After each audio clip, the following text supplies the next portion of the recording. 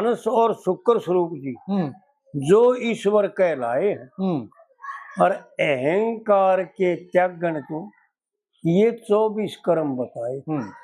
इस कविता में पंडित जी उन 24 कर्मों का वर्णन करते हैं कि जिनके द्वारा मैंपने का त्याग होता है।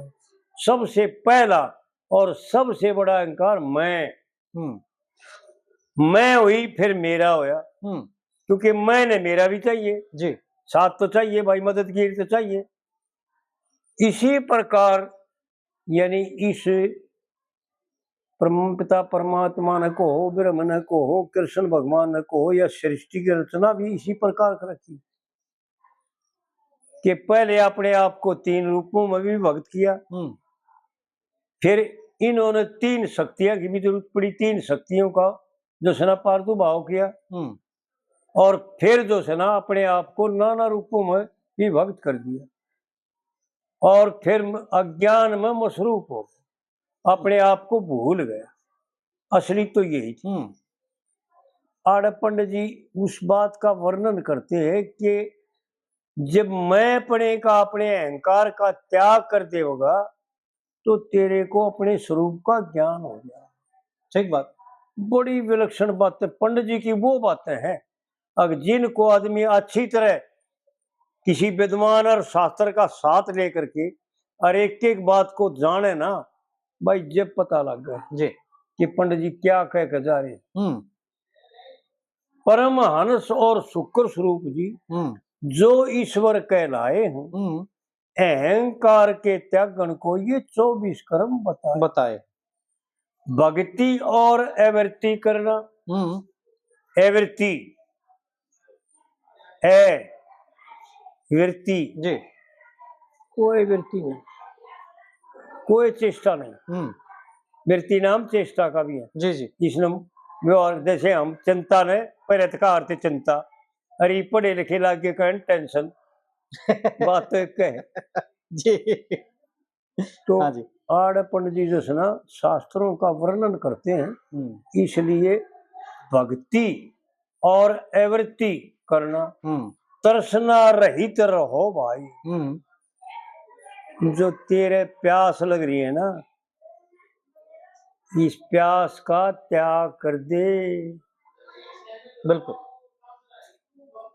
कोई किसी बात की जो है ना कल्पना मत करे। एवृत्ति कल्पना का त्याग कर दे, तृष्णा का त्याग कर दे। एक एक बात अनमोल, तृष्णा रहित रहो भाई। लोक परलोक में मनुष्य सभी दुख सुख देख सहो भाई। यानी औरों को भी देख ले और उनको देख। किसको देखा भाई? पर्सन होते बड़े जी, किसको देखा ये बात बताओ तगा। लेकिन उससे पहले मैं बता दूं कि उनको देखा जिन्होंने इस संसार का त्याग कर दिया, जिन्होंने तृष्णा का त्याग कर दिया, जो बिल्कुल जैसा एवृत्ति हैं, केवल एक देखते, एक सोचते, एक सुनते और एक ही करते हैं, दूसरा करते नहीं जी। उनको देखे अड़ पंडित जी भी हो बताओ। तृष्णा रहित रहो भाई।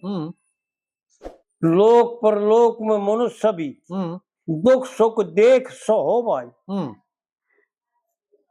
और तत्व जिज्ञासा, आहा देख बता दी ना वह बात। तत्व जिज्ञासा और तप करना, ये हम न्यू मान लेते हैं, ऐसा जानते हैं कि तप कहते हैं ये भाई वन में जा करके समाधि लगा करके या आग में धोने के खड़ा होकर तपना, या खड़ा तपना, या जल में खड़ा होकर के तपना ना जी।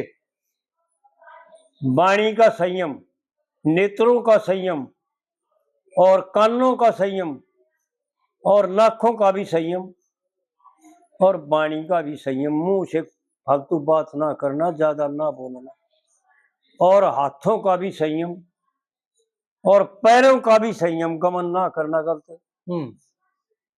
यही तप सबसे बड़ा तप है और इसकी शुद्धि का मुख्य कारण है।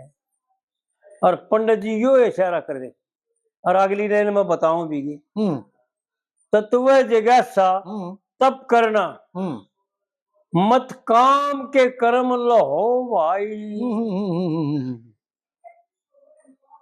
कति नाट है भाई, ये कति करना नहीं है भाई। मत काम के कर्म लहो भाई। भाई कोई कामना नहीं करनी, कोई काम की तरफ लखाना नहीं है जी। किसी भी क्रिया को करना नहीं, चाहे जान चली जाए बेशक नेम बना ले, मत काम के कर्म लहो भाई। और फिर चौथी लाइन में गजब करके भाई इतना विद्वान और इतना जानकार विद्वान तो बहुत पा जाएंगे, लेकिन ईश्वर की एक एक नस को, अपने स्वरूप को प्रत्यक्ष दिखाने वाला और क्या करना चाहिए कर्म को प्रत्यक्ष दिखाने वाला, कि तने क्या करना चाहिए इसके बाद क्या करे। फिर प्रश्न उत्तर है एक एक। मत काम के कर्म लो भाई। फिर आड़ा प्रश्न करे भाई ते फिर क्या करे, तो आड़ा पंडित जी बताते हैं ईश्वर निमित्त करो, ईश्वर निमित्त कर्म करो भाई। ईश्वर निमित्त कर्म करो और उसी की कथा सुनो कहो भाई। क्या बात। यानी ये कर भाई, वो नहीं, ये कर भाई। एक एक बात अनमोल है, यानी करोड़ रुपये तो मौसर हो जाएंगे पर भाई ये बात समझ में आ जाए ना तो ये बात मौसर नहीं होगी, क्योंकि करोड़ रुपये मिथ्या। हमारे पूर्वजों ने, हमारे उन ब्रह्म ऋषियों ने ये संसार में सबसे पहले यो दिखा था कि किसी प्रकार का क्या है का भी संग्रह नहीं करना। बिल्कुल। और फिर यो भी दिखाया साथ की साथ कि थारी मर्जी 1000 पुत्र पैदा करो, थारी मर्जी 10,000 पुत्र पैदा करो, थारी मर्जी कितने पुत्र पैदा करो, लेकिन संग्रह किसी प्रकार का मत। और ना यह चिंता करो भाई ब्याह जाएंगे कि ना ब्याह जाए, वो अपने आप हो जाएगा। बिल्कुल, क्योंकि कर्ता कोई और है। इसका झूठा अहंकार है, वो झूठे अहंकार का त्याग कर दो।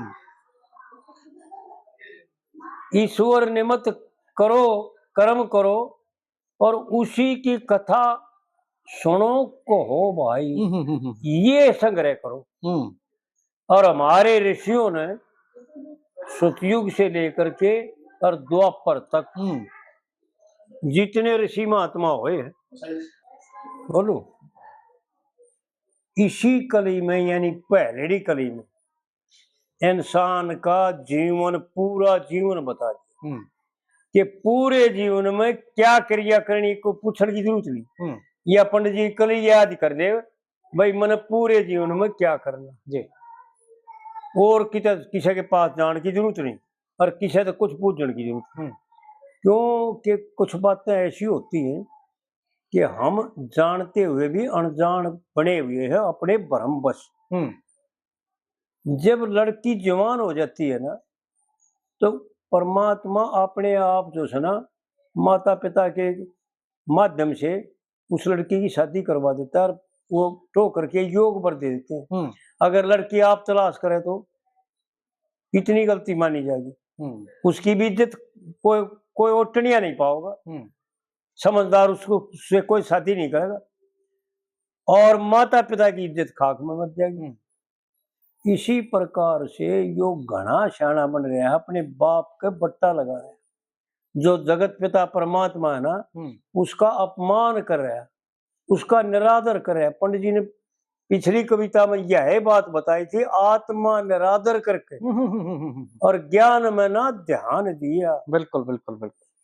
क्रिया में मसरूफ हो रहा है तू, क्रिया में ख्याल नदान करे मन कर्म बना लेता। एक एक बात अनमोल है भाई साहब। देख भाई आज ये वीडियो भी करावांगे एक पंडित जी कविता कि भाई हम भी चले जाएंगे कुछ समय में, समय बहुत थोड़ा है, लेकिन ये पंडित जी की बातें भाई पूरी तो हमने भी नहीं हमती, झूठ बोल दें, लेकिन फिर भी हम कोशिश करते हैं जितना हमने गुरुओं के द्वारा और जितना अपनी बुद्धि के द्वारा यानी इस विषय में संग्रह किया है ना जी, वो हम यूं चाहते हैं कि एक एक भाई संसार के भोग भी भोगे और दुखी भी ना हो जी, आपस में किसी का विरोध भी ना हो। हम्म, काम तो वह करने हैं और हो भी का वो है न्यारा हो भी नहीं सकता, बिल्कुल, लेकिन विरोध ना करे, किसी के साथ लड़ाई झगड़ा ना बने, ऐसी स्थिति आ जाएगी इनको विचारने से। इसलिए हम बड़े टोक है और भाई यकीन मानिए सुधीर ये 4 बात बहुत मेहनत करके तो याद करी क्योंकि बचपन में याद थी वो भूले बैठे थे कुछ। जी, जी, जी, जी, इस कविता में पंडित जी ने वो बातें बता रखी हैं अब जिनको करके परमात्मा का स्वरूप प्राप्त हो जाएगा, किते भाग दौड़ करने की जरूरत नहीं पड़ेगी।